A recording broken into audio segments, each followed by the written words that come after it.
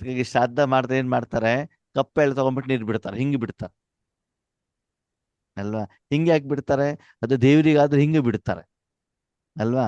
ನಾವು ಶ್ರಾದ್ದ ಮಾಡ್ಲಿಕ್ಕೆಲ್ಲ ಹೋದಾಗ ದೇವರಿಗೆ ಅಲ್ಲಿ ನೀರು ಬಿಡಬೇಕು ಅಂತಂದ್ರೆ ಏನ್ ಮಾಡ್ತಾರೆ ಅಂತಂದ್ರೆ ಅಲ್ಲಿ ನೀರನ್ನು ಹಿಂಗೆ ಬಿಡ್ತಾರೆ, ಮತ್ತೆ ಕೈಯಲ್ಲಿ ಅಕ್ಕಿ ಹಿಡ್ಕೊಂಡಿರ್ತಾರೆ. ಯಾಕೆ? ಅಕ್ಕಿ ಬೆಳಗಿರ್ತದೆ. ಓಕೆನಾ. ಇದೇನು ದೇವತೆ. ಮಜಾ ಎಷ್ಟು ಗೊತ್ತಾ, ಎಷ್ಟು ಸುಂದರವಾದ ಮಾತಿದೆ.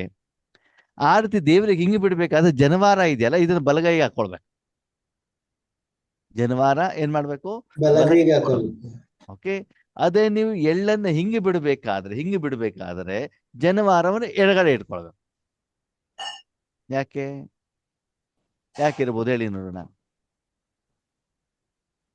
ಆ ಸಮಯದಲ್ಲಿ ವಿಕಾರದಲ್ಲಿರ್ತಾರೆ, ಹಾಗಾಗಿ ಅಲ್ಲಿ ಶುದ್ಧತೆ ಅನ್ನೋದು ಇರೋದಿಲ್ಲ. ಅದನ್ನ ಸ್ವಚ್ಛ ಮಾಡೋ ಒಂದು ಪ್ರತೀಕ. ಈಗ ನೀರ್ ಬಿಡ್ತಾ ಇರೋದು ಯಾರಿಗೆ ನೀವು? ದೇವತೆಗಳು, ದೇವತೆಗಳು. ದೇವತೆ. ಹೌದಾ? ನೀವು ಜ್ಞಾನಿಗಳು ಅಜ್ಞಾನಿಗಳು? ಜ್ಞಾನಿಗಳು. ಪಕ್ಕ.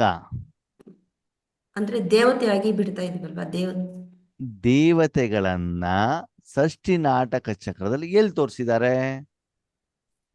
ಈಗ ಸಂಗಮದಲ್ಲಿ ಬಲಗಡೆ ತೋರಿಸಿದ್ದಾರೆ. ಷಷ್ಠಿ ನಾಟಕ ಚಕ್ರದಲ್ಲಿ ಸತ್ಯುಗ ತ್ರೇತಾಯುಗ ಎಲ್ಲಿ ತೋರಿಸಿದ್ದಾರೆ? ಬಲಗಡೆ. ಬಲಗಡೆ. ಬಲಗಡೆ. ಅಲ್ವಾ. ನೀವು ನೀರು ಬಿಡ್ತಾ ಇರೋದು ಯಾರಿಗೆ? ದೇವತೆಗಳಿಗಲ್ವಾ. ಹ್ಮ್, ಹ್ಮ್, ಹಾ. ಹ್ಮ್, ಹ್ಮ್. ಆವಾಗ 3 ದಾರ ಇರ್ತದೆ. ಇದು ಯಾವುದು? ಶನಿವಾರ. ಶನಿವಾರ. ಬ್ರಾಹ್ಮಣರು ಅಲ್ಲಿ ಹಾಕೋದು. ಮನಸ ವಾಚ ಕರ್ಮಣ ತನು ಮನಧನ ಹೆಂಗಿರ್ತದೆ?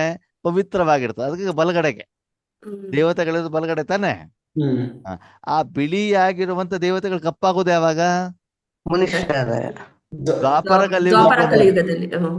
ಆವಾಗ ಏನಾಗುತ್ತೆ? ಮನ ಬುದ್ಧಿ ಸಂಸ್ಕಾರ ತನು ಮನಧನ ಏನಾಗ್ತದೆ? ಮಲಿನಾಗ್ತದೆ. ಅವಾಗ ಏನಾಗ್ತದೆ? ಜನವಾರ ಎಡಕ್ ಬರ್ತದೆ. ಅವಾಗ ಎಳ್ಳು ಏನಾಗ್ತದೆ? ಕಪ್ಪಾಗುತ್ತೆ. ಅವಾಗ ಹಿಂಗೆ ಯಾಕೆ ಬಿಡ್ತಾರೆ? ಕಪ್ಪಾದ್ರು ಅಂತ. ಶಾಂತಿ ಕೊಡಿ, ಸಂತೋಷ ಕೊಡಿ, ನೆಮ್ಮದಿ ಕೊಡಿ, ಬೇಡ್ಲಿಕ್ಕೆ ಶುರು ಮಾಡ್ತೀವಿ ನಾವು ದೇವರ ಹತ್ರ, ಪ್ರಪಂಚದವ್ರ ಹತ್ರ. ಅಪ್ಪನ ಹತ್ರನೂ ಆಸ್ತಿ ಕೊಡಿ. ಎಲ್ಲರ ಹತ್ರ ಏನ್ ಮಾಡ್ತೀವಿ ನಾವು? ಕೊಡಿ ಕೊಡಿ ಕೊಡಿ ಕೊಡಿ ಕೊಡಿ. ಎಲ್ಲಿ? ವಿಕಾರಗಳನ್ನ ಅಲ್ವಾ. ಸತ್ಯುಗದಲ್ಲಿ ಶಾಂತಿ ತಗೊಳ್ಳಿ, ಸುಖ ತಗೊಳ್ಳಿ, ನೆಮ್ಮದಿ ತಗೊಳ್ಳಿ. ಅಲ್ಲೇನ್ ಮಾಡ್ತೀವಿ? ದಾನ ದೇವತಾ. ಇಲ್ಲಿ ದೇವತಾ. ನಾವು ಇದನ್ನ ಬಿಡ್ಲಿಕ್ಕೆ ರೆಡಿ ಇರೋದಿಲ್ಲ ಅಲ್ವಾ. ನಾನು 1 ಇಂಚು ಜಾಗನೂ ಕೂಡ ಬಿಡೋದಿಲ್ಲಪ್ಪ, ನನಗೆ ಬೇಕು ಮತ್ತು ಬೇಕು.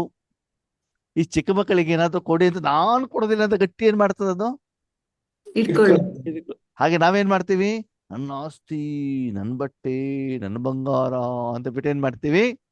ಇಟ್ಕೊಂಡ್ಬಿಟ್ಟು ಕಪ್ಪು ಇಟ್ಕೊಂಡಿದ್ ಯಾವ್ದನ್ನ ನೀವು? ವಿಕಾರವನ್ನ. ಅದ ನೀರನ್ನ ಏನ್ ಮಾಡ್ತೀರಿ? ಪ್ರಪಂಚಕ್ಕೆ ಬಿಡ್ತೀರ ಹಿಂಗೆ. ಸರಿನಾ? ಈಗ ಗೊತ್ತಾಯ್ತು ಅಣ್ಣ. ಪ್ರತಿಯೊಂದನ್ನು ಕೂಡ ನೀವು ನೋಡಿದಾಗ ಅದರಲ್ಲಿ ಆಧ್ಯಾತ್ಮಿಕತೆ ಅಡಗಿರ್ತದೆ. ಅದಕ್ಕೆ ಬಾಬಾ ಹೇಳ್ತಾರೆ, ವಿಶೇಷವಾಗಿ ಹಿಂದೂ ಧರ್ಮದಲ್ಲಿ ಯಾವ ಹಬ್ಬ ಹರಿದಿನಗಳನ್ನ ರೀತಿ ರಿವಾಜುಗಳನ್ನ ನೀವು ಆಚರಣೆ ಮಾಡ್ತೀರಿ, ಅದೆಲ್ಲ ಹಿಂದೆಗಡೆಗೆ ನೀವು ಸಂಗಮ ಯುಗದಲ್ಲಿ ಬಾಬಾ ಜೊತೆಗೆ ಏನು ಮಾಡಿದಿರೋ ಅದರದೇ ಏನಿದೆ ಅದರಲ್ಲಿ ನೆನಪಿನ ಅರ್ಥ ಇದೆ. ಅದಕ್ಕೆ ನಾನು ಎಲ್ಲೇ ಹೋದನು ಕೂಡ ಅದನ್ನು ಅಬ್ಸರ್ವೇಷನ್ ಮಾಡೋದು, ಕಂಪ್ಯಾರಿಸನ್ ಮಾಡೋದು, ಅಬ್ಸರ್ವೇಷನ್ ಮಾಡೋದು, ಕಂಪ್ಯಾರಿಸನ್ ಮಾಡೋದು. ಏನಿದು? ಏನ್ ಮಾಡ್ತಿದಾರ ಅವರು? ಅಲ್ಲಿ ಅರ್ಚಕರ ಹತ್ರ ಕೇಳ್ತೇನೆ ನಾನು, ಏನಂತ, ಇದಕ್ಕೆ ಹಿಂಗ್ ಮಾಡ್ತಿದ್ದೀರಿ ಎಲ್ಲ ಕೇಳ್ತೇನೆ. ಅಪ್ಪ ಅವ್ರಿಗೆ ಉತ್ತರ ಹೇಳಲಿಕ್ಕೆ ಆಗೋದಿಲ್ಲ. ಏನು ನಮ್ಮ ಹಿರಿಯರು ಮಾಡ್ಕೊಂಡ್ ಬಂದಿದ್ದಾರೆ, ಹಂಗೆ ನಾವು ಮಾಡ್ಕೊಂಡ್ ಬಂದಿದೀವಿ ಅಂತ ಹೇಳ್ತಾರೆ ಅಲ್ವಾ. ಮತ್ತೆ ಅಣ್ಣ ಹಾಲು ತುಪ್ಪ ಅಂತ ಹಾಕ್ತಾರಲ್ಲ, ಏನಕ್ಕೆ? ಎಲ್ಲಿಗೆ ಹಾಕ್ತಾರೆ? ಹೊತ್ತಾಗ ಹಾಲು ತುಪ್ಪ ಅಂತ ಬಿಡ್ತಾರಲ್ಲ, ಹಾ. ಅದು ಏನಕ್ಕೆ? ಅದು ಬ್ರಾಹ್ಮಿನ್ ಸರಿ ಹಾಲು ತುಪ್ಪ ಅನ್ನಲ್ಲ, ಅವ್ರು ಬೇರೆ ಏನೋ ಅಂತಾರೆ, ನಂಗೆ ಮರ್ತೋಗಿದೆ. ಏನೋ ಬೇರೆ ಒಂದ್ ಪದ ಹೇಳ್ತಾರೆ ಅವರು, ಹಾಲು ತುಪ್ಪ ಅನ್ನಲ್ಲ, ಬೇರೆ ಇವರೆಲ್ಲ ಹಾಲು ತುಪ್ಪ ಅಂತಾರೆ. ಅದೇ ನಿಮ್ಮ ಅಂದ್ರೆ ಎಲ್ಲಿ ಬಿಡ್ತಾರೆ? ಶವದ ಮೇಲೆ ಬಿಡ್ತಾರೆ. ನಮ್ ಕಡೆಗಿಲ್ಲ ಆ ಸಿಸ್ಟಮ್. ಇಲ್ಲ ಗೊತ್ತು. ಶವವನ್ನ ಸುಡುವಾಗ ತುಪ್ಪದಲ್ಲಿ ಸುಡ್ತಾರ. ಅಲ್ಲಿ ತುಪ್ಪದಲ್ಲಿ ಸುಡುದಾಯ್ತು. ಬ್ರಾಹ್ಮಿನ್ಸ್ ಅಲ್ಲಿ ಇಲ್ಲ, ಅದಕ್ಕೆ ಬೇರೆ ಒಂದ್ ಒಳ್ಳೆ ಪದ ಹೇಳ್ತಾರೆ, ಅದಕ್ಕೆ ಏನು ಅಂತ ಗೊತ್ತಿಲ್ಲ, ನಂಗೆ ಮರ್ತೋಗಿದೆ. ಅಲ್ಲಲ್ಲ, ನನ್ನ ಪ್ರಶ್ನೆ ಏನು ಅಂತಂದ್ರೆ, ಹಾಲು ತುಪ್ಪ ಬಿಡೋದು ವ್ಯಕ್ತಿ ಶರೀರ ಬಿಟ್ಟಾಗ ಶರೀರದ ಮೇಲೋ ಅಥವಾ ಅವರ ಒಂದು ಇದು ಹಾಕೊಂಡ್ ಬಂದ ಮೇಲೆ ಎಲುಬುಗಳು ಇರ್ತಾವಲ್ಲ ಅದ್ರ ಮೇಲೆ ಯಾವಾಗ ಬಿಡೋದು ಹಾಲು ತುಪ್ಪ? ಗೊತ್ತಿಲ್ಲ, ನೋಡಿಲ್ಲ ನಾನು. ಶರೀರ ಬಿಟ್ಟು 3 ದಿನ ಆದ್ಮೇಲೆ. 3 ದಿನ ಆದ್ಮೇಲೆ. ಅಂದ್ಮೇಲೆ ಏನರ್ಥ? ಎಲುಬಿನ ಮೇಲೆ. ಎಲುಬಿನ ಮೇಲೆ ತಾನೇ ಬಿಡೋದು. ನೀವು ಬಿಡಬೇಕು ಅಂತಂದ್ರೆ ಅವ್ರು ಇಲ್ವಲ್ಲ, ಅಲ್ಲಿ ಶರೀರನೂ ಇಲ್ಲ, ಆತ್ಮನೂ ಇಲ್ಲ ಅಲ್ವಾ. ಓಕೆ. ಹಾಲು ತುಪ್ಪ ಅಂತಂದ್ರೆ ಏನು? ಹಾಲು ತುಪ್ಪ ಅಂತಂದ್ರೆ ಏನು? ಹಾಲು ತುಪ್ಪ ಅಂದ್ರೆ ಏನು ಅಂತಂದ್ರೆ ಓಕೆ, ಈಗ ಪ್ರಪಂಚದಲ್ಲಿ ನೀರು ಕೂಡ ಇದೆಯಲ್ವಾ, ಇದೆ ಹಾಲು ತುಪ್ಪನೂ ಇದೆಯಲ್ವಾ? ಇದೆ.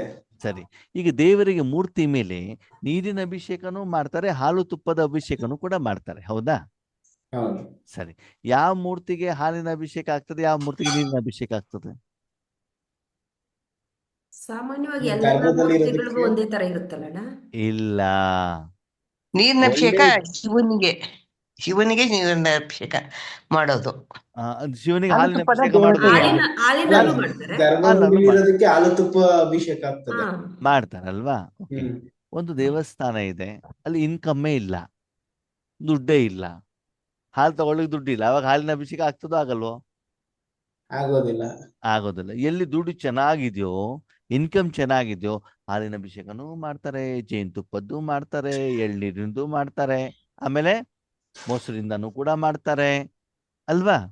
ಆಮೇಲೆ ಈ ಡ್ರೈ ಫ್ರೂಟ್ಸ್ ಇರ್ತಾವಲ್ಲ ಅದರದ್ದು ಕೂಡ ಮಾಡ್ತಾರೆ. ಅಂದ್ರೆ ಇನ್ಕಮ್ ಜಾಸ್ತಿ ಆಗ್ತಾ ಹೋದ ಹಾಗೆ ಆ ಒಂದು ಒಳಗಡೆಗಿರುವಂತ ಮೂರ್ತಿ ಯಾವುದು, ಅದು ಶಿವನ ಮೂರ್ತಿನೇ ಇರ್ಬೋದು, ಬೇರೆ ಯಾವ ಮೂರ್ತಿನೇ ಇರ್ಬೋದು, ಅದಕ್ಕೆ ಏನಾಗ್ತಾ ಹೋಗ್ತದೆ, ಈ ಪ್ರಪಂಚದಲ್ಲಿ ಬೆಲೆ ಇರುವಂತ ವಸ್ತುಗಳಿಂದ ಅದಕ್ಕೇನಾಗ್ತಾ ಹೋಗ್ತದೆ, ಅಭಿಷೇಕ ಮಾಡ್ತಾ ಹೋಗ್ತಾರೆ. ಸಮರ್ಪಣೆ ಆಗ್ತಾ ಹೋಗ್ತದೆ ಅಲ್ವಾ? ಹಾಗೆ ಇಲ್ಲಿ ಹಾಲು ತುಪ್ಪ ಬಿಡುವಂತ ಮುಖ್ಯ ಉದ್ದೇಶ ಅಂತಂದ್ರೆ ಮುಂದಿನ ಜೀವನದಲ್ಲಿ ಆ ಆತ್ಮನ ಜೀವನದಲ್ಲಿ ಸುಖ, ಸಂತೋಷ, ಆನಂದ, ನೆಮ್ಮದಿ ತುಂಬಿರಲಿ.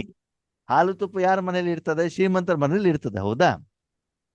ಬಡವರ ಮನೆಯಲ್ಲಿ ಕೆಲವೊಂದ್ಸಲ ಹಣ ಇಲ್ಲ ಅಂತಂದ್ರೆ ಬ್ಲ್ಯಾಕ್ ಟೀ ಮಾಡ್ಕೊಂಡು ಕುಡಿಬೇಕಾಗ್ತದೆ, ಬರೀ ನೀರೇ ಕುಡಿಬೇಕಾಗ್ತದೆ ಅಲ್ವಾ? ಸ್ವಲ್ಪ ದುಡ್ಡು ಜಾಸ್ತಿ ಆದಾಗ ಬ್ಲ್ಯಾಕ್ ಟೀ ಆಗ್ತದೆ, ಇನ್ನೂ ಸ್ವಲ್ಪ ದುಡ್ಡು ಜಾಸ್ತಿ ಆದಾಗ ಹಾಲಿನ ಟೀ ಆಗ್ತದೆ ಅಲ್ವಾ? ಅಂತಂದ್ರೆ ಹಾಲು ತುಪ್ಪ ಅಂತಂದ್ರೆ ಏನು? ಶ್ರೀಮಂತಿಕೆಯ ಪ್ರತೀಕ. ಶ್ರೀಮಂತಿಕೆ ಜಾಸ್ತಿ ಆಗ್ತಾ ಹೋದಾಗೆ ಅವ್ರ ಮನೇಲಿ ಏನಾಗ್ತದೆ? ಹಾಲು ತುಪ್ಪ ಜಾಸ್ತಿ ಆಗುತ್ತೆ. ಅದಕ್ಕಾಗಿ ಈ ಆತ್ಮ ಏನು ಮುಂದಿನ ಜನ್ಮವನ್ನ ಪಡ್ಕೊಳ್ತಾ ಇದೆ, ಆತ್ಮನಿಗೇನ್ ಸಿಗ್ಲಿ? ಸುಖ, ಶಾಂತಿ, ನೆಮ್ಮದಿ, ಆನಂದ ಸಿಗಲಿ ಹೇಳುವಂತಹ ಒಂದು ಶುಭ ಭಾವನೆ ಇಟ್ಕೊಳ್ಳುವಂತ ಒಂದು ಪ್ರತೀಕ. ಹಾಲು ಅಂತಂದ್ರೆ ಒಂದು ಶುದ್ಧತೆ ಅಲ್ವಾ? ಅಲ್ಲಿ ಸ್ವಲ್ಪನೂ ಕೂಡ ಹುಳಿ ಹಾಕ್ಬಿಟ್ಟು ಏನಾಗ್ಬಿಡ್ತದ, ಅದು ಒಡೆದೋಗುತ್ತೆ. ಹೊಡೆದೋಗುತ್ತೆ. ಹಾಗೆ ಆ ಆತ್ಮನಿಗೆ ಮುಂದಿನ ಜನ್ಮದಲ್ಲಿ ಏನಾಗ್ಲಿ? ಒಳ್ಳೆಯದಾಗ್ಲಿ, ನೆಮ್ಮದಿಯಿಂದ ಇರ್ಲಿ, ಸಂತೋಷದಿಂದ ಇರ್ಲಿ ಹೇಳುವಂತ ದೃಷ್ಟಿಯಿಂದ ಏನ್ ಮಾಡ್ತಾರೆ? ಹಾಲು ತುಪ್ಪನ ಹಾಲು ತುಪ್ಪವನ್ನು ಹಾಕ್ತಾರೆ. ಓಕೆ, ಅಣ್ಣ ಇನ್ನೊಂದು ಅಣ್ಣ ಬ್ರಾಹ್ಮಿನ್ಸ್ ಅಲ್ಲಿ ಧರ್ಮೋದಕ ಅಂತಾರೆ ನೋಡಿ, ಈಗ ನೆನಪಾಯ್ತು. ಧರ್ಮೋದಕ ಬಿಡೋದು ಅಂತಾರೆ. ಧರ್ಮೋದಕ ಅಂತಂದ್ರೆ ಏನು ಅಂತಂದ್ರೆ ಅದಕ್ಕೆ ಇದಕ್ಕೆ ಅರ್ಪಣ ಇದೆ ಅಂತ ಹೇಳ್ತಾರೆ, ಅದಕ್ಕೆ ಏನ್ ಹೇಳ್ತಾರೆ? ತರ್ಪಣ ಅಂತ ಹೇಳ್ತಾರೆ. ತರ್ಪಣ ನಮ್ ಧರ್ಮೋದಕ ಬಿಡ್ಬೇಕು ಅಂತ ನಮ್ ಅಂತಾರೆ. ಕಡೆಗೆ ತರ್ಪಣ ಅಂತ ಹೇಳ್ತಾರೆ. ಏನ ತರ್ಪಣ ಅಂತಂದ್ರೆ ಏನು ಅಂತಂದ್ರೆ ಈಗ ಈಗ ನಮ್ಮಲ್ಲಿ ನಾವು ಶ್ರಾದ್ದ ಮಾಡ್ಲಿಕ್ಕೆ ಹೋಗ್ತೀವಲ್ವಾ? ಶ್ರಾದ್ದ ಅಂತಂದ್ರೆ ಏನು? ತಿಥಿ. ತಿಥಿ. ತಿಥಿ ತಿಥಿ. ಅಂತಂದ್ರೆ ಅವರು ಶರೀರ ಬಿಟ್ಟಿರುವಂತ ತಿಥಿಗೆ ಶ್ರಾದ್ದವನ್ನ ಮಾಡ್ತಾರೆ. ಯಾವ ದಿನ ಅವ್ರು ಶರೀರ ಬಿಟ್ಟಿದಾರಲ್ಲ ಆ ತಿಥಿಯನ್ನ ನೋಡ್ಬಿಟ್ಟೆ, ತಿಥಿ ಅಥವಾ ಡೇಟ್ ಅನ್ನು ನೋಡ್ಬಿಟ್ಟೆ ಶ್ರಾದ್ದವನ್ನ ಮಾಡ್ತಾನೆ. ಶ್ರಾದ್ದ ಅಂತಂದ್ರೆ ಏನು?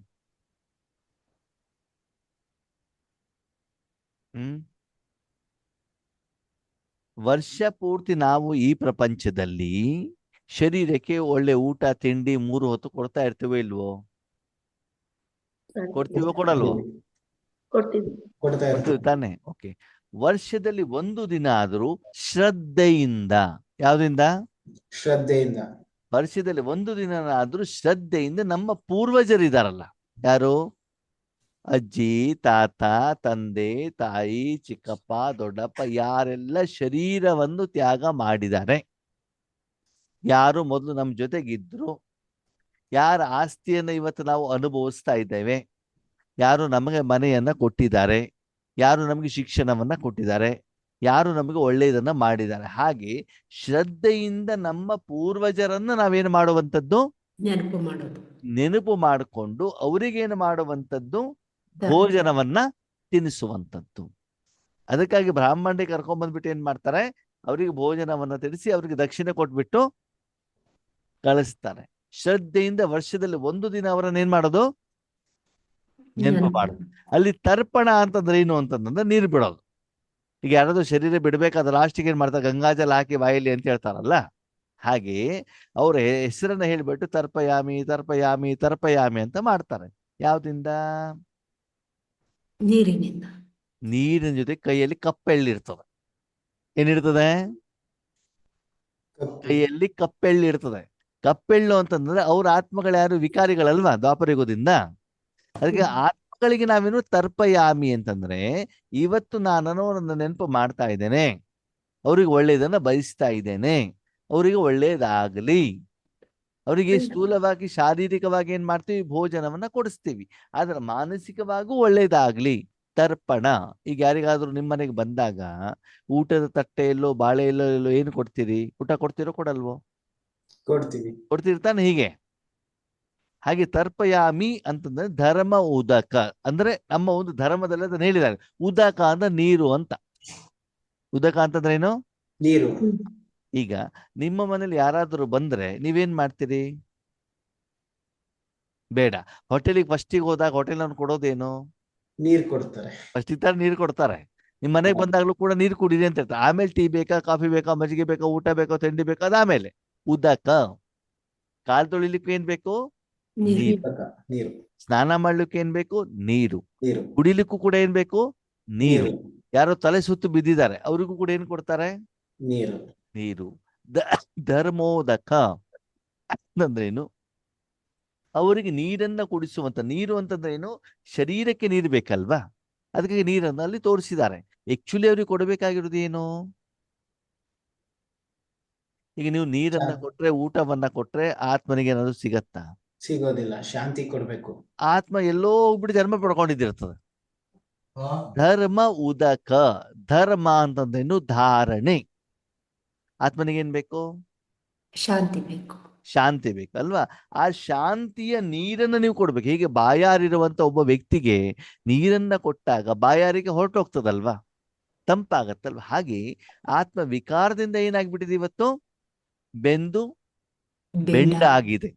ಅವರಿಗೆ ನೀರನ್ನ ಕೊಟ್ಟಾಗ ಏನಾಗ್ತದೆ? ಅದು ತಣ್ಣಗಾಗ್ತದೆ. ಇವಾಗ ಒಂದು ದೋಸೆ ಬಂಡಿ ಕೆಳಗಡೆ ಬೆಂಕಿ ಇದ್ದಾಗ ಹೆಂಗಿರ್ತದೆ? ಬಿಸಿಯಾಗಿರ್ತದೆ. ಬಿಸಿ ಇರ್ತದೆ. ಅಥವಾ ಒಂದು ನೀರ್ ಹಾಕಿದ್ರೆ ಹೆಂಗಿರ್ತದೆ? ತಣ್ಣಗಾಗತ್ತೆ. ಕೈ ಅಂತ ಸೌಂಡ್ ಬರ್ತದೆ ಅಲ್ವಾ? ಹಾಗೆ ಧರ್ಮ ಉದಕ. ಧರ್ಮ ಅಂತಂದ್ರೇನು? ಅವ್ರಿಗೇನು ಬೇಕು? ಆತ್ಮದ ಧರ್ಮ ಯಾವುದು? ಶಾಂತಿ. ಶಾಂತಿ ಅಲ್ವಾ? ಅದನ್ನು ನಾವು ಕೊಡುವಂಥದ್ದು. ನೀರು ಅಂತಂದ್ರೆ ನೈಸರ್ಗಿಕವಾಗಿ ಸಿಗುವಂತ ಒಂದು ವಸ್ತು, ಹೌದಾ? ನೀರಿಗೆ ಏನಾದ್ರು ಮಿಕ್ಸಿಂಗ್ ಮಾಡ್ಲಿಕ್ಕೆ ಆಗತ್ತಾ? ಆಗೋದಿಲ್ಲ. ನೀರನ್ನು ಬೇರೆದಕ್ಕೆ ಮಿಕ್ಸ್ ಮಾಡ್ತಾರೆ, ಅದ ನೀರನಿಗೆ ಏನು ಮಿಕ್ಸಿಂಗ್ ಮಾಡ್ಲಿಕ್ಕೆ ಆಗೋದಿಲ್ಲ, ಹೌದಾ? ಹಾಗೆ ಧರ್ಮ ಉದಕ ಅಂತಂದ್ರೇನು? ಆ ಆತ್ಮನಿಗೆ ಅದಕ್ಕೇನು ಬೇಕು? ಸ್ವಧರ್ಮ. ಅದನ್ನೇನ್ ಮಾಡೋದು? ಸಮರ್ಪಣೆ ಮಾಡೋದರ ನೆನಪಿನ ಅರ್ಥವಾಗಿ ತರ್ಪಣ. ವರ್ಷದಲ್ಲಿ ಒಂದು ದಿನ ಬ್ರಾಹ್ಮಣರು ಏನ್ ಮಾಡ್ತಾರೆ?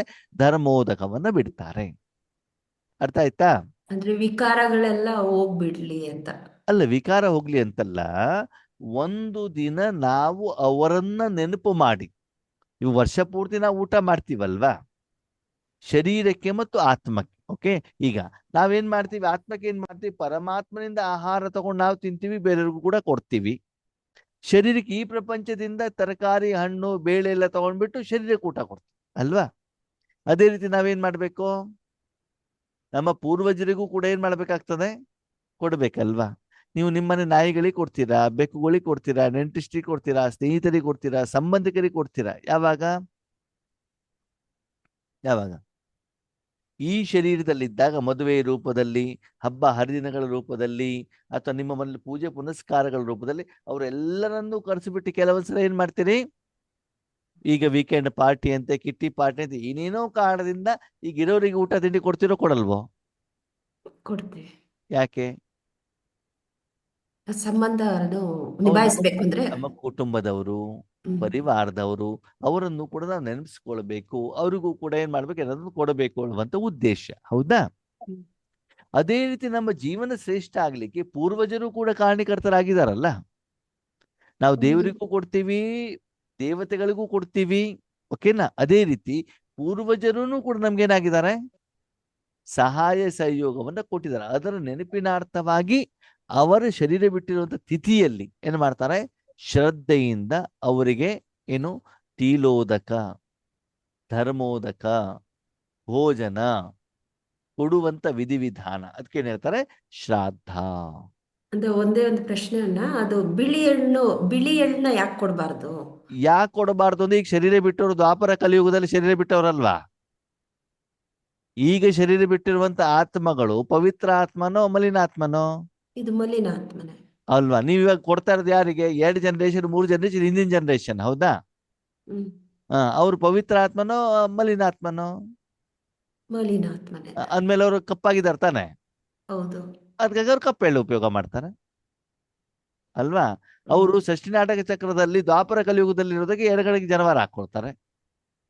Okay okay. ಅವಾಗ ನೀವು ಪ್ರಶ್ನೆ ಮಾಡ್ಬೋದು, ಸತ್ಯಯುಗ ತ್ರೇತಾಯುಗದಲ್ಲಿ ಬಿಳಿ ಎಳ್ಳಿಂದ ತರ್ಪಣ ಮಾಡ್ತಾರಾ? ಮಾಡ್ತಾರಾ? ಆ ಅಲ್ಲ, ಗೊತ್ತಿಲ್ಲ. ಅಲ್ಲಿ ಶ್ರಾದ್ದದ ಅವಶ್ಯಕತೆನೇ ಇಲ್ಲ. ಅವರಿಗೆ ನೀವು ಶಾಂತಿ ಕೊಡುವಂತ ಅವಶ್ಯಕತೆ ಇಲ್ಲ. ಅವ್ರದ್ದು ಬೇಕಾದಷ್ಟು ಇರ್ತಾರೆ. ನಿಮ್ ಶಾಂತಿ ತಗೊಂಡು ಅವ್ರೇನ್ ಮಾಡ್ತಾರೆ? ಸತ್ಯಯುಗ ತ್ರೇತಾಯುಗದವ್ರದ್ದು ಬೇಕಾದಷ್ಟು ಇರ್ತದೆ, ಇರಲ್ವಾ? ಇರ್ತದೆ. ಇದು ಯಾವುದೇ ಪೂಜೆ ವಿಧಿ ವಿಧಾನಗಳು ಇರೋದೇ ಇಲ್ಲ. ಇದೆಲ್ಲ ಬಂದಿರೋದು ಯಾವಾಗ? ದ್ವಾಪರದಿಂದ. ದ್ವಾಪರ ಯುಗದಿಂದ ಅಲ್ವಾ. ಈಗ ತಾನೇ ಅವರಿಗೆ ಬೇಕು. ಸತ್ಯಯುಗ ತ್ರೇತಾಯುಗದ ಅವಶ್ಯಕತೆ ಇಲ್ಲ. ಇಲ್ಲ. ಮತ್ತೆ ಸತ್ಯಯುಗ ತ್ರೇತಾಯುಗದ ನೀವು ಕೆಳಗಡೆಗೆ ಇಳಿತಾ ಬರ್ತೀರಾ, ಅವರು ಪೂರ್ವಜರು ಇನ್ನೂ ಕೂಡ ಏನಾಗಿರ್ತಾರೆ? ಶಾಂತಿಧಾಮದಲ್ಲಿ ಇರ್ತಾರೆ. ಶ್ರೇಷ್ಠರಾಗಿರ್ತಾರೆ. ಶ್ರೇಷ್ಠವಾಗಿರ್ತಾರೆ. ಅವರಿಗೆ ನಿಮ್ಮ ನೀರಿನ ಅವಶ್ಯಕತೆ ಇರೋದಿಲ್ಲ. ಬೇಕಾಗಿರೋದಿಲ್ಲ. ನಿಮ್ಮ ಊಟದ ಅವಶ್ಯಕತೆನೂ ಅವರಿಗೆ. ಬೇಕಾಗಿರೋದಿಲ್ಲ. ಎಷ್ಟು ಸುಂದರವಾಗಿದೆ ಅಲ್ಲ ನಾಟಕ. ಅದಕ್ಕಾಗಿ ಬೆಳ್ತಾರೆ ಮಕ್ಕಳೇ, ನೀವು ಜ್ಞಾನಿಗಳು. ಯಾಕಂದ್ರೆ ಇದೆಲ್ಲ ಜ್ಞಾನ ನಿಮಗೆ ಗೊತ್ತಾಗ್ತದೆ. ಇದೆ. ಆ ಜ್ಞಾನವನ್ನ ಅರ್ಥ ಮಾಡ್ಕೊಂಡು ನೀವು ಸಾಧನೆಯನ್ನ ಮಾಡಿ. ಅಂದ್ರೆ ಏನಾಗತ್ತೆ ಆತ್ಮೀಯರೇ, ಲೌಕಿಕದವ್ರಿಗೆ ಈ ರೀತಿ ನೀವು ಉದಾಹರಣೆ ಕೊಟ್ಟಾಗ ಹೌದಲ್ವಾ, ಕಪ್ಪ ಎಳೆ ಯಾಕೆ ಯೂಸ್ ಮಾಡ್ತಾರೆ, ಬಿಳಿಯಲ್ಲಿ ಇವರಿಗೆ 7 days ಕೋರ್ಸ್ ಕೊಟ್ಬಿಟ್ಟು ಆವಾಗ ಇವ್ರಿಗೆ ಹೇಳಿದಾಗ ಇವ್ರಿಗೆ ಏನಾಗತ್ತೆ ವಿಷಯ ಅರ್ಥ ಆಗುತ್ತೆ. ಹೌದೌದೌದು, ಇದೆಲ್ಲ ಸರಿ, ಇದೆಲ್ಲ ಸರಿ. ಮನೆಯಲ್ಲಿ ಒಂದು ದಿವಸ ಚರ್ಚೆ ಮಾಡೋ, ಗೃಹ ಪ್ರವೇಶ ಅಂತಂದ್ರೆ ಏನು, ಶಿವಂ ವಾಸ್ತು ಶುಭಂ ಮಸ್ತು ಅಂತ ಯಾಕೆ ಬರೀತಾರೆ, ಯಾವಾಗ ಹೊಸ ಮನೆ ಯಾಕೆ ಅದ್ರ ಬಗ್ಗೆ ಏನ್ ಮಾಡೋಣ, ಚರ್ಚೆ ಮಾಡೋಣ. ಅಂದ್ರೆ ಭಕ್ತಿ ಮಾರ್ಗದಲ್ಲಿ ಯಾವ ರೀತಿ ರಿವಾಜುಗಳು ನಡೀತಾ ಇದಾವೆ, ಅದ್ರ ಹಿಂದ್ಗಡೆ ಆಧ್ಯಾತ್ಮಿಕ ರಹಸ್ಯ ಏನಿದೆ, ಓಕೆ, ಅದನ್ನ ತಿಳ್ಕೊಂಡು ನಾವು ಬೇರೆಯವ್ರು ತಿಳಿಸಿದಾಗ ಅವ್ರೇನ್ ಮಾಡ್ತಾರೆ ಅದನ್ನ ಸ್ವೀಕಾರ ಮಾಡೋದು ಏನಾಗ್ಬಿಡ್ತದೆ, ಈಸಿ ಆಗ್ಬಿಡ್ತದೆ. ಹೌದು, ಇದನ್ನೆಲ್ಲ ನಾವು ಮಾಡ್ತಾ ಇರೋದು ಆತ್ಮಿಕವಾಗಿ. ಓಕೆ ಸರಿ. 12ನೇ ದಿನ ಇರ್ತದೆ ನಮ್ ಕಡೆ ವೈಕುಂಠ ಸಮಾರಾಧನೆ ಅಂತ ಮಾಡ್ತಾರೆ. ಎಷ್ಟನೇ ದಿನಕ್ಕೆ? 12 ದಿನಕ್ಕೆ. ಅಂದೇನರ್ಥ? ವೈಕುಂಠ ಸಮಾರಾಧನೆ ಅಂತಂದ್ರೇನು? ಸರಿ, ವೈಕುಂಠ ಅಂತಂದ್ರೇನು? ವೈಕುಂಠ ಅಂತ ಸ್ವರ್ಗ ಇರ್ಬೇಕಣ್ಣ. ಸ್ವರ್ಗ ಇರ್ಬೇಕಲ್ಲ, ಸ್ವರ್ಗನೇ. ಸಮಾರಾಧನೆ ಅಂತಂದ್ರೇನು? ಸಮಾರಾಧನೆ ವೈಕುಂಠಕ್ಕೆ ಕಳಿಸ್ತಾ ಇದ್ದೀವಿ ಅಂತ. ಕಳಿಸ್ತಾ ಇದೀವಿ ಯಾರನ್ನ? ಆತ್ಮನನ್ನ, ಅವ್ರನ್ನ ಅಲ್ವಾ? ಸರಿ, ಹೆಂಗ್ ಕಳಿಸ್ಬೇಕು? ಪ್ರೋಗ್ರಾಮ್ ಸನ್ಮಾನ ಮಾಡಿ ಕಳ್ಸ್ಬೇಕು ಅಲ್ವಾ? ಈಗ ನೀವು ಹೈಸ್ಕೂಲಿಗೆ ಕಾಲೇಜಿಗೆ ಹೋದಾಗ ಬೀಳ್ಕೊಡುಗೆ ಸಮಾರಂಭ ಅಂತ ಮಾಡ್ತಾರೋ ಮಾಡಲ್ವಾ? Send off. ಪಾರ್ಟಿ. ನಿಮ್ದು ಎಜುಕೇಶನ್ ಎಲ್ಲ ಮುಗಿದ ಮೇಲೆ ಫೈನಲ್ ಎಕ್ಸಾಮ್ ಬರೋ ಮೊದ್ಲು ಏನ್ ಮಾಡ್ತಾರೆ? Send off. ಅದಕ್ಕೇನ್ ಹೇಳ್ತಾರೆ? ಬೀಳ್ಕೊಡುಗೆ ಸಮಾರಂಭ. ಹಾಗೆ ಮನೆಯಲ್ಲಿರುವಂತ ಒಂದು ಹುಡುಗಿಗೆ ಮದುವೆ ಆದ ಮೇಲೆ ಅವರನ್ನ ಪತಿ ಮನೆ ಕಳಿಸ್ತಾರೆ. ಅಲ್ಲೊಂದು ಸಮಾರಂಭ ನಡೀತದೋ ಇಲ್ವೋ? ನಡೀತದೆ. ಏನ್ ಹೇಳ್ತಾರೆ ಅದಕ್ಕೆ? ತೆಲುಗಲ್ಲಿ ಕ್ವಾಟ್ರಿಕಾ ಅಂತಾರನ್ನ. ಮದುವೆ ಅಂತ ಹೇಳ್ತಾರೆ. ಯಾಕಂದ್ರೆ ಮೊದ್ಲು ಮದುವೆ ಇದ್ದಂಗೆ ಇರ್ತದೆ, ಅಲ್ಲೋದ್ಮೇಲೆ ವ್ಯಯ ಏನು ಅಂತ ಗೊತ್ತಾಗ್ತದೆ ಅಲ್ವಾ? ಅದಕ್ಕೇನ್ ಹೇಳ್ತಾರೆ? ಮದುವೆ ಸಮಾರಂಭ. ಇದು ಬೀಳ್ಕೊಡುಗೆ ಸಮಾರಂಭ ಅಂತಂದ್ರೆ ನಿಮ್ಮ ಸ್ಕೂಲಿಂದ ಮುಂದಿನ ಶಿಕ್ಷಣಕ್ಕೋಸ್ಕರ, ಜೀವನಕ್ಕೋಸ್ಕರ, ಸಂಪಾದನೆಗೋಸ್ಕರ ಆ ವಿದ್ಯಾರ್ಥಿಗಳನ್ನ ಏನ್ ಮಾಡ್ತೀರಿ? ಬೀಳ್ಕೊಡುಗೆ ಮಾಡ್ತಾ ಇದ್ದೀರಿ. ಮದುವೆಯಲ್ಲಿ ಏನ್ ಮಾಡ್ತಿದ್ದೀರಿ? ನಿಮ್ಮ ಮಗಳನ್ನ ಅವರಿಗೆ ಪತಿಯ ಕೈಯಲ್ಲಿ ಕೊಟ್ಬಿಟ್ಟು ಏನ್ ಮಾಡ್ತಿದ್ದೀರಿ? ಅವರಿಗೆ ಸಮಾರಂಭವನ್ನ ಮಾಡ್ತಾ ಇದ್ದೀರಿ ಅಲ್ವಾ? ಈಗ ಇನ್ನೊಂದು, ಈ ಹೆಣ್ಣುಮಕ್ಕಳು ಕೂಡ ಬೆಂಗಳೂರು ಕಡೆಗೆಲ್ಲ ಇದೆ, ಯವನ ಅವಸ್ಥೆಗೆ ಬಂದಾಗ್ಲೂ ಕೂಡ ಒಂದು ಸಮಾರಂಭವನ್ನ ಮಾಡ್ತಾರೆ ಅಲ್ವಾ? ಇನ್ನು ಒಂದು ಮಹಿಳೆ ಗರ್ಭವತಿ ಆದ್ಮೇಲೆ, ಗರ್ಭಿಣಿ ಆದ್ಮೇಲೆ 8 ತಿಂಗಳು 9 ತಿಂಗಳಿಗೂ ಕೂಡ ಒಂದು ಸಮಾರಂಭವನ್ನ ಮಾಡ್ತಾರೆ. ಸೀಮಂತ ಅಂತ ಹೇಳ್ತಾರೆ. ಅಂದ್ರೆ ಪ್ರತಿಯೊಂದಕ್ಕೂ ಕೂಡ ಏನು ಒಂದು ಸಮಾರಂಭ ಅಂದ್ರೆ ಒಂದು ಒಳ್ಳೆಯ ಉದ್ದೇಶ ಅಂತ ಅಲ್ವಾ? ಹಾಗೆ ವೈಕುಂಠ ಸಮಾರಾಧನೆ ಅಂತಂದ್ರೆ ಸ್ನೇಹಿತರು, ನೆಂಟರಿಷ್ಟರು, ಪರಿಚಯದವರು, ಬ್ರಾಹ್ಮಣರು ಎಲ್ಲರೂ ಸೇರಿಬಿಟ್ಟು ಆತ್ಮನನ್ನ ಏನ್ ಮಾಡ್ಬೇಕು? ವೈಕುಂಠಕ್ಕೆ ಕಳಿಸ್ಬೇಕು. ನೆನಪು ಹೇಗೆ ಮಾಡ್ಕೋಬೇಕು. ಹೇಗೆ ಅವರಿಗೆ ಬಜ್ಜಿ, ಬೋಂಡ, ಉದ್ದಿನಕಾಯಿ ವಡ, ಉದ್ದಿನ ಬೇಳೆದು ಪಾಯಸ ಎಲ್ಲ ಮಾಡಿಬಿಟ್ಟ ಅವ್ರ ಅವ್ರಿಗೆ ಅವ್ರ ಇಷ್ಟವಾದದ್ದನ್ನೆಲ್ಲ ಏನೆಲ್ಲ ತಿಂತಾ ಇದ್ರು ಅದೆಲ್ಲ ಕೊಡ್ಬೇಕು. ಇಡ್ತಾರಲ್ಲಣ್ಣ. ಅವ್ರಿಗೇನ್ ಶರೀರ ಇರುತ್ತೆ ತಿನ್ಲಿಕ್ಕೆ? ಇರೋದಿಲ್ಲ. ಇಲ್ಲ ಅಲ್ವಾ? ಆವಾಗ ವೈಕುಂಠ ಸಮಾರಾಧನೆ ಅಂತಂದ್ರೆ ಏನು? ಅದನ್ನ ಎಲ್ಲರೂ ಕೂತ್ಕೊಂಡು 10 ನಿಮಿಷ ಏನ್ ಮಾಡ್ಬೇಕು? ಅರ್ಧ ಗಂಟೆ ಯೋಗ ಮಾಡ್ಬೇಕು. ಅವ್ರಿಗೆ ನಾವೇನ್ ಕೊಡಬಹುದು? ಶಾಂತಿ. ಶಾಂತಿ ಸುಖವನ್ನ ಕೊಟ್ಬಿಟ್ಟು ನಿಂದೇನಾದ್ರು ಲೆಕ್ಕಾಚಾರ ಇದ್ರೆ ಇಲ್ಲ ಲೆಕ್ಕಾಚಾರ ಏನಾಗ್ಲಿ ಕ್ಲಿಯರ್ ಆಗ್ಲಿ, ಮುಂದಿನ ಜನ್ಮಕ್ಕೆ ಈ ಶಾಂತಿ ಸುಖ ಸಂತೋಷ ನೆಮ್ಮದಿಯನ್ನು ನೀವು ತೆಗೆದುಕೊಂಡು ಹೋಗಿ. ಯಾಕಂದ್ರೆ ನೀವು ಕೊಡುವಂತ ಊಟ ತಿಂಡಿ ಆಗ್ಲಿ, ಆಸ್ತಿ ಪಾಸ್ತಿ ಆಗ್ಲಿ ಅವ್ರೇನ್ ಮಾಡ್ಲಿಕ್ಕೆ ಆಗೋದ್ರೆ ತೆಗೆದುಕೊಂಡು ಹೋಗ್ಲಿಕ್ಕೆ ಆಗೋದಿಲ್ಲ. ಜೀವನದಲ್ಲಿ ನನ್ನ ಜೊತೆಲಿ ಇದ್ದಾಗ ನಾನು ನಿನಗೆ ಅಶಾಂತಿ ಕೊಟ್ಟಿರಬಹುದು, ದುಃಖ ಕೊಟ್ಟಿರಬಹುದು. ಅದು ಇವಾಗ ಏನ್ ಮಾಡ್ತೀವಿ? ಶಾಂತಿ ಶಾಂತಿ. ಅಲ್ವಾ? ಸ್ಕೂಲಲ್ಲಿ ಬೀಳ್ಕೊಡುಗೆ ಸಮಾರಂಭದಲ್ಲಿ ಏನ್ ಹೇಳ್ತಾರೆ ಟೀಚರ್ ಮತ್ತು ವಿದ್ಯಾರ್ಥಿಗಳು? ಆ ಸಮಯದಲ್ಲಿ ನಾವು ನಿಮ್ಗೆ ಏಟ್ ಕೊಟ್ಟಿರ್ಬೋದು, ನೀವು ನಮ್ಗೆ ಬೈದಿರ್ಬೋದು, ಸಿಟ್ಟು ಮಾಡ್ಕೊಂಡಿರ್ಬೋದು. ಈಗ ಎಲ್ಲದಕ್ಕೂ ಏನ್ ಮಾಡೋಣ? ಬಿಂದು ಇಡೋಣ. ನಿಮಗೆ ಒಳ್ಳೆಯದಾಗಲಿ ಅಂತ ಅವ್ರ ಹಾರೈಸಿ ಹರಸಿಬಿಟ್ಟು ಆಶೀರ್ವಾದ ಮಾಡ್ಬಿಟ್ಟು ನಮ್ಗೆ ಏನ್ ಮಾಡ್ತಾರೆ? ಬೀಳ್ಕೊಡುಗೆ ಕೊಡ್ತಾರಲ್ವಾ? ಹಾಗೆ ನಾವು ಕೂಡ ಆ ಆತ್ಮ ಎಲ್ಲಿಗೆ ಹೋಗ್ಲಿ? ವೈಕುಂಠ ಸ್ವರ್ಗಕ್ಕೆ ಹೋಗ್ಲಿ ಅಂತ ಹೇಳ್ಬಿಟ್ಟು ಎಲ್ಲರೂ ಸೇರ್ಬಿಟ್ಟು ಏನ್ ಮಾಡ್ಬೇಕು? ಕೂತ್ಕೊಂಡು ಮಾತಾಡಿ ಶಾಂತಿಯಿಂದ ಇದ್ದು 10 ನಿಮಿಷ ಮೆಡಿಟೇಷನ್ ಮಾಡ್ಬಿಟ್ಟು ಅವ್ರಿಗೆ ಏನ್ ಮಾಡ್ಬೇಕು? ಕಳಿಸ್ಬೇಕು. ಅದ ನಾವು ಮಾಡೋದೇನು? ಎಲ್ಲ ತರ ತರಕಾರಿಗಳು ತಗೊಂಬಂದಿಡ್ತೀವಿ, ಎಲ್ಲ ತರದ ವೈರೈಟಿ ಊಟ ಮಾಡ್ಬಿಟ್ಟು ಇಡ್ತೀವಿ. ಶರೀರಕ್ಕೆ ಬೇಕಾಗಿರುವಂತ ಆಹಾರವನ್ನ ಕೊಡ್ತೀವಿ. ಇನ್ನು ಕೆಲವೊಂದು ಜಾತಿಗಳಲ್ಲಿ ಏನಾಗತ್ತೆ ಅಂತಂದ್ರೆ ಅವರಿಗೆ ನಾನ್ ವೆಜ್ ಇಷ್ಟ ಆದ ನಾನ್ ವೆಜ್ ಕೂಡ ಮಾಡ್ಬಿಟ್ಟು ಏನ್ ಮಾಡ್ತಾರೆ? ಅವರಿಗೆ ಕೊಡ್ತಾರೆ. ನಮ್ಮಪ್ಪನ ಸಮಾಧಿ ಹತ್ರನ ಅವ್ರು ಬೀಡಿ ಸೇರ್ತಾ ಇದ್ರು ಅಂತ ಹೇಳಿ ಬೀಡಿನೂ ಇಡ್ತಾ ಇದ್ರು. ಅಲ್ಲ, ಬೀಡಿ ಬರೀ ಇಡ್ತಾರ, ನೀವು ಸೇರ್ತೀರಾ ಮತ್ತೆ? ಅಲ್ಲ, ಹತ್ತಿಸ್ಬಿಟ್ಟು ಇಡ್ತಾ ಇದ್ರಣ್ಣ. ಸರಿನಾ?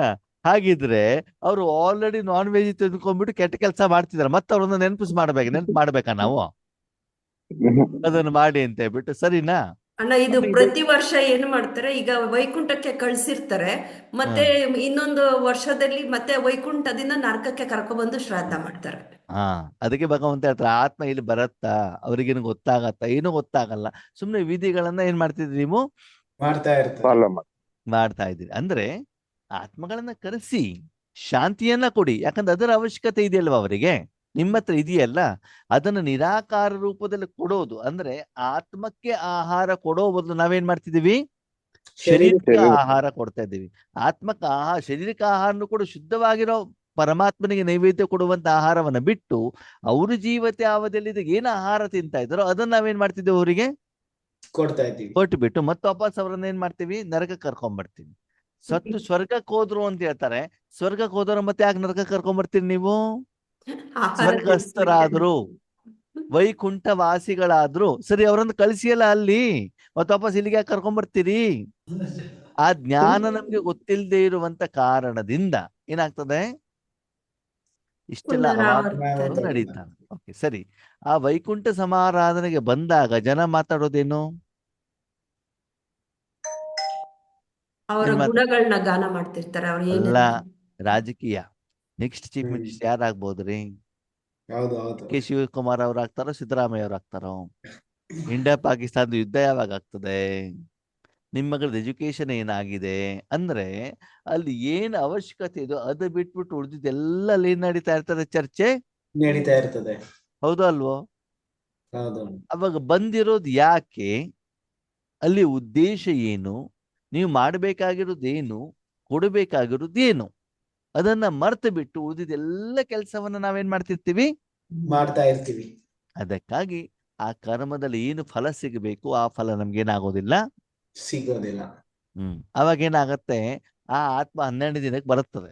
ಬಂದ್ಬಿಟ್ಟು ನೋಡತ್ತೆ ನನ್ನ ಬಗ್ಗೆ ಯಾರು ಮಾತಾಡ್ತಿದ್ದಾರೆ ಅಂತ. ಅವ್ರ ಬಗ್ಗೆ ಯಾರು ಮಾತಾಡೋದಿಲ್ಲ. ಅವಾಗ ಗೊತ್ತಾಗತ್ತೆ, ಅಯ್ಯೋ 12 ದಿನಕ್ಕೆ ಇವ್ರು ನನ್ನ ಏನ್ ಮಾಡ್ಬಿಟ್ಟಿದ್ದಾರೆ? ಮರ್ತು ಬಿಟ್ಟಿದ್ದಾರೆ. ಶರೀರ ಬಿಟ್ಟು ಮರ್ತು ಬಿಡ್ತಾರೆ. ಹೋಗಿ ಮಣ್ಣು ಮಾಡೋ ತನಕ ಬೇರೆ ಮಾತಾಡ್ತಿರ್ತಾರೆ. ಅದೇ ಇಷ್ಟು ಬೇಗನೆ ನನ್ನನ್ನು ಮರ್ತು ಬಿಟ್ರಲ್ಲ ಇವರು.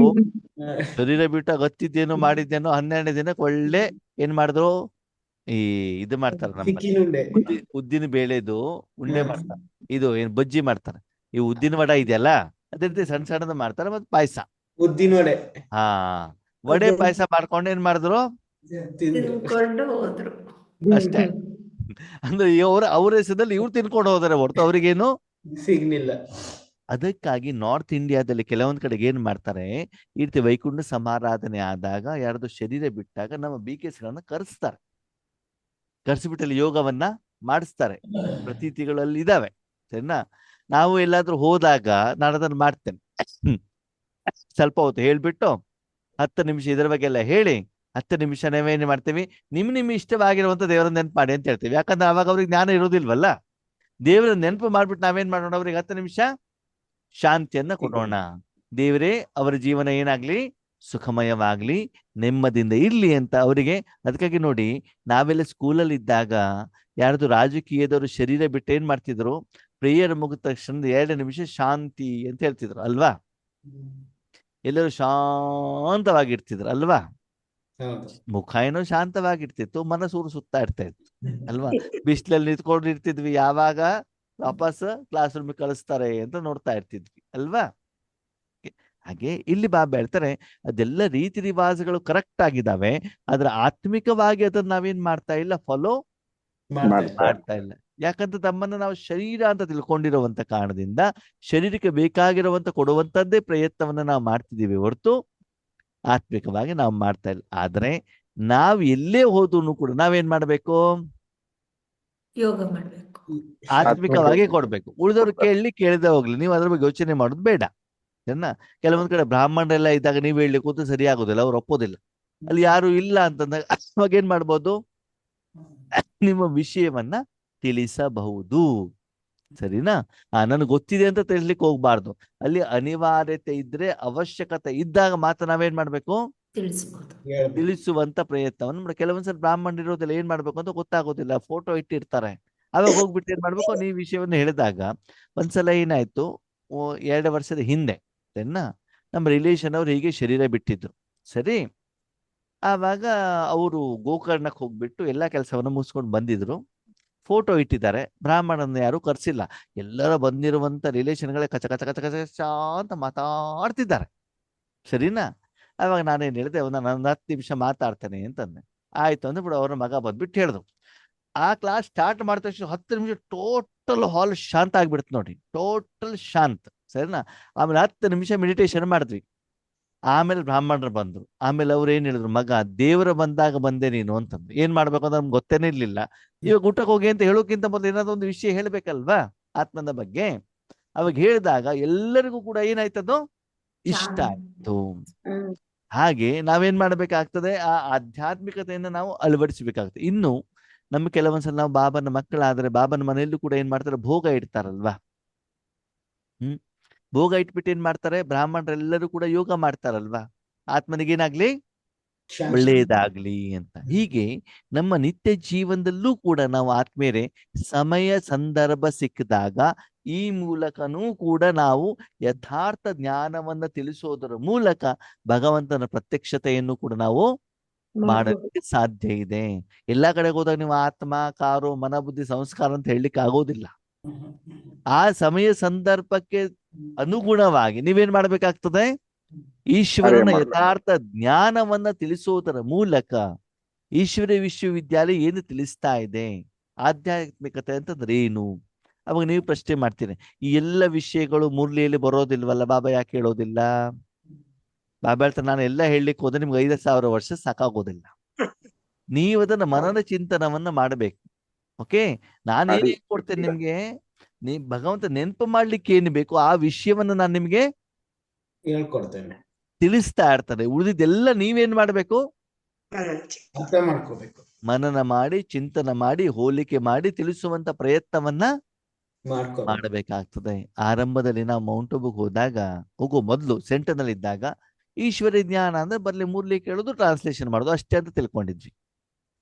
ಅಲ್ಲಿಗೆ ಹೋದ ಮೇಲೆ ಸೀನಿಯರ್ ಬ್ರದರ್ ಸಿಸ್ಟರ್ಸ್ ಸೂರಜ್ ಬಾಯ್, ಉಷಾ ಬೆನ್, ಆತ್ಮಪ್ರಕಾಶ್ ಬಾಯ್ ಅವರೆಲ್ಲ ಕ್ಲಾಸ್ ಮಾಡಿದಾಗ, ಓ ವಿಷಯವನ್ನು ಹೀಗೂ ಕೂಡ ತಿಳಿಸಬಹುದಾ ಅಂತ ಹೇಳೋದೇನಾಯ್ತು, ಅರ್ಥ ಆಯ್ತು. ಜಗದೀಶ್ ಬಾಯಿ ಅಂತವ್ರು ಪುಸ್ತಕಗಳನ್ನ ಬರೆದಾಗ ಮಹಾಭಾರತದ ಕಥೆಗಳನ್ನ ಹೀಗೆ ಕಂಪ್ಯಾರಿಸನ್ ಮಾಡ್ಬೋದಾ, ಶ್ಲೋಕಗಳನ್ನ ಭಗವದ್ಗೀತೆ ಶ್ಲೋಕಗಳನ್ನ ಹಿಂಗೆ ಕಂಪ್ಯಾರಿಸನ್ ಮಾಡ್ಬೋದಾ, ಕಥೆಗಳನ್ನ ಹೀಗೆ ಹೇಳೋದ್ರ ಮೂಲಕ ತಿಳಿಸ್ಕೊಡ್ಬಹುದಾ? ಹೀಗೆ ಆ ಎಲ್ಲ ಆತ್ಮಗಳು ಏನ್ ಮಾಡಿದ್ದಾರೆ, ಈಶ್ವರ ಜ್ಞಾನವನ್ನ ಮನನ ಚಿಂತನವನ್ನ ಮಾಡಿ ಈಶ್ವರ ಜ್ಞಾನವನ್ನ ಹೇಗೆ ತಿಳಿಸ್ಕೊಡ್ಬೇಕು. ಇವಾಗ ಟೆನ್ಷನ್ ಇರ್ತದೆ, ಟೆನ್ಷನ್ ಫ್ರೀ ಲೈಫ್ ಮಾಡ್ಲಿಕ್ಕೆ ಏನ್ ಮಾಡಬೇಕು, ಅದು ಒಂದು ರೀತಿ ವಿಷಯ.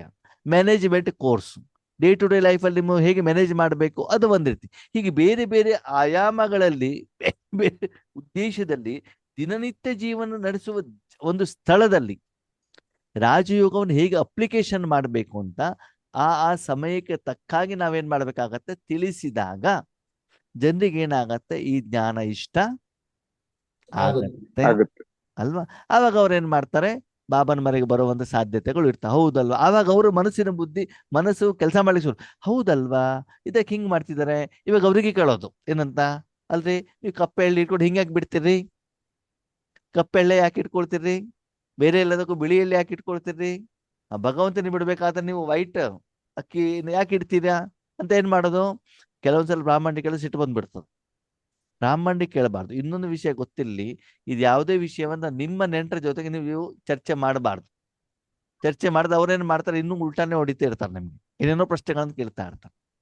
ಬೇರೆಯವರಾಗಿದ್ದರೆ ಏನ್ ಮಾಡ್ತಾರೆ, ಅವರು ಪ್ರಶ್ನೆ ಕೇಳೋದಿಲ್ಲ, ಗೌರವ ಕೊಟ್ಟಿರ್ತಾರೆ. ಓಕೆ, ನಿಮಗೆ ಬೇರೆಗಿಂತ ಚೆನ್ನಾಗಿ ಗೊತ್ತಿದ್ರು ಕೂಡ ನಿಮ್ಮ ನೆಂಟ್ರಿಸ್ಟಿಗೆ ನೀವು ಹೇಳಬಾರ್ದು, ಬೇರೆಯವ್ರ ಹತ್ರ ಹೇಳಿಸ್ಬೇಕು. ಯಾಕಂದ್ರೆ ಅವ್ರ ಎದುರುಗಡೆಗೆ ಅವ್ರು ಪ್ರಶ್ನೆ ಕೇಳೋದಿಲ್ಲ. ನೀವ್ ಎದುರುಗಡೆ ಬಂದಾಗ ಏನಾಗುತ್ತೆ, ನಿನ್ ತಲೆ ಸರಿ ಇಲ್ಲ ಅಂತ ಹೇಳ್ಬಿಟ್ಟು ಉಲ್ಟಾ ಪಲ್ಟಾ ಪ್ರಶ್ನೆಗಳನ್ನ ಕೇಳ್ತಾರೆ ಅಲ್ವಾ.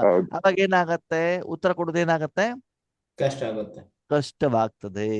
ಅದಕ್ಕಾಗಿ ಬೇರೆಯವ್ರನ್ನ ಕರೆಸಿಬಿಟ್ಟು ಏನ್ ಮಾಡ್ಬೇಕು, ಅವ್ರಿಗೆ ವಿಷಯವನ್ನ ಮುಟ್ಟಿಸ್ಬೇಕು ಅಲ್ವಾ. ಬ್ರಾಹ್ಮಣರ ಮೇಲೆ ಶ್ರಾದ್ದ ಆದ್ರೆ ಆ ಬ್ರಾಹ್ಮಣ ಶ್ರಾದ್ದ ಮಾಡ್ಲಿಕ್ಕೆ ಬರೋದಿದ್ರು ಕೂಡ ಬೇರೆ ಬ್ರಾಹ್ಮಣನ ಕರೆಸಿಬಿಟ್ಟು ಶ್ರಾದ್ದ ಮಾಡಿಸ್ತಾರೆ ಹೊರತು ಅವರೇ ಮಾಡೋದಿಲ್ಲ ಅಲ್ವಾ. ಒಬ್ಬ ಬ್ರಾಹ್ಮಣನ ಮದುವೆ ಅಂತಂದ್ಮೇಲೆ ಅವನೇ ಮಂತ ಹೇಳ್ಬಿಟ್ಟು ಮದುವೆ ಮಾಡ್ಕೊಳ್ತಾರೆ, ಬೇರೆ ಬ್ರಾಹ್ಮಣರು ಬರ್ತಾರ.